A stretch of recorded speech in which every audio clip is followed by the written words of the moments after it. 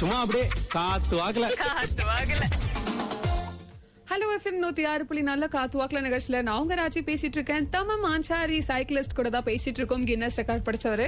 Sir சொல்லுங்க, முக்கியமான ஒரு கேள்வி. 20-23 வயசானாலே வேலைக்கு போகணும், வேலைக்கு போனாதான் வாழ்க்கையை வந்து ரன் பண்ண முடியும், உன்னோட கோல்லாம் ஒதுக்கி வச்சிரு அப்படின்னு சொல்லக்கூடிய காலகட்டத்துல நம்ம இருக்கோம் இல்லையா?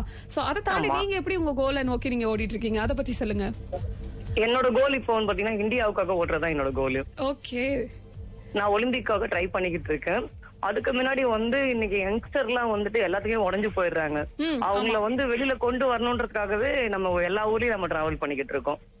ஓகே, சூப்பர், சிறப்பு, வாழ்த்துக்கள். அது மட்டும் இல்லாம முக்கியமா இன்னொரு ஒரு கேள்வி கேட்கணும்.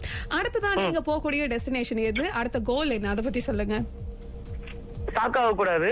கண்டிப்பா. நீங்க ஆல்ரெடி பண்ணது எல்லாமே ஆல்ரெடி ஷாக்கா தான் இருக்கு. சொல்லுங்க. இந்தியாவிலிருந்து லண்டன் நோக்கி கூடிய விரைவில் சைக்கிள் பயணம். ஓ மை காட், வாழ்த்துக்கள், வாழ்த்துக்கள், கங்க்ராச்சுலேஷன். கண்டிப்பா நீங்க சேஃபா போய் ஜர்னியை கம்ப்ளீட் பண்ணணும் அப்படின்னு சொல்லிக்கிறேன்.